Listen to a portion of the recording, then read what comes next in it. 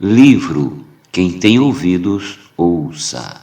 A Igreja em Sardes, parte 1, Pedro Dong, capítulo 4. Tema desta semana, o problema do governo na Igreja.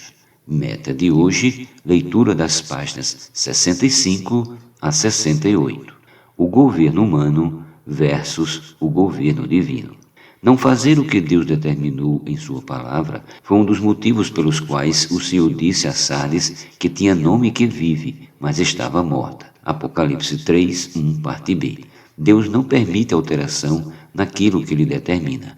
Por isso, apesar de ter aparência de estar vivo, por propagar a verdade da justificação pela fé, tratava-se de um sistema morto.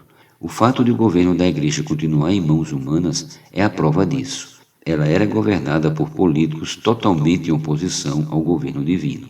O céu deveria governar a Igreja, mas quem governava era o povo e os príncipes regentes da época. André Miller afirma que na Suíça o movimento partiu do povo, mas a reforma protestante na Alemanha partiu mais dos eruditos e dos príncipes. Assim, a instituição das igrejas luteranas foi algo puramente humano e político. No primeiro caso, na Suíça, formou-se uma organização democrática a partir do povo, e no segundo, na Alemanha, a Igreja deu lugar ao governo civil. Assim, o governo civil da Alemanha governava a Igreja, estabelecendo regras e rituais. Era um mundo secular governando a Igreja. Ainda conforme o autor, Cristo como o centro da sua Igreja e o Espírito Santo como o poder agregador, trazendo as pessoas para o centro, foram ignorados por completo. Esse é o motivo porque o Senhor declara que todos esses sistemas estão mortos. É verdade que nas igrejas luteranas e nas igrejas reformadas é pregado sobre Cristo, o Espírito Santo e a Palavra de Deus, e também se crê nisso, porém não é dado a nenhum deles o lugar que lhes corresponde. 2019, volume 3, página 100.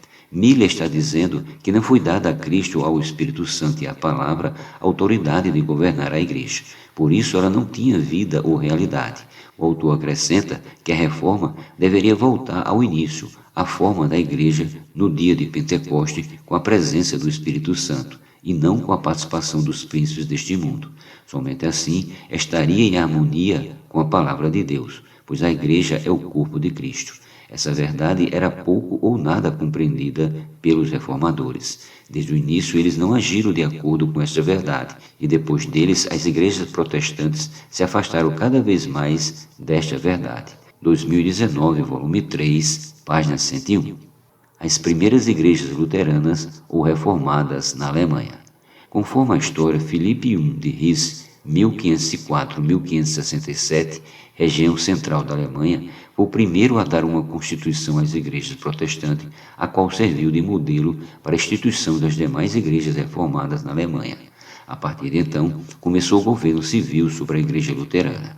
Com a morte do príncipe eleitor Frederico III, 1483-1525, uma espécie de imperador sacro eleito pela Igreja, o sucessor colocou mestres competentes e piedosos em todas as igrejas reformadas. Seu exemplo foi seguido por outros príncipes e outros estados da Alemanha que se haviam libertado do domínio do pontífice romano e adotado as mesmas constituições implantadas pelo sucessor de nome João.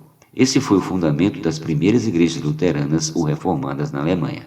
Essa atitude despertou sérios temores nos príncipes católicos, que os fizeram pensar em meios para defender a antiga religião e punir os ousados inovadores. Mas uma aliança também foi formada pelos príncipes luteranos.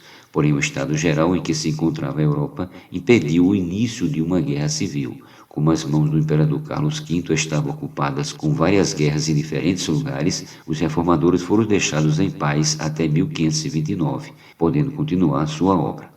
2019, volume 3, página 102. Como o imperador era a favor do clero romano, não interveio nisso, então eles tiveram um período de 4 anos de paz para avançar com a reforma na Alemanha.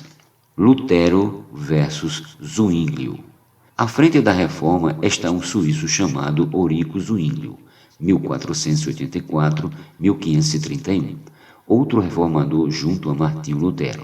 Houve um desentendimento entre eles sobre a Santa Ceia por causa da doutrina da transubstanciação que começou em 1215 pela Igreja de Roma. Nesse ano, Roma passou a ensinar que os sacerdotes tinham o poder de realizar o milagre de transformar o pão da ceia na carne física de nosso Senhor Jesus. Isso trouxe uma superstição muito grande. Na época, isso teve repercussão grandiosa.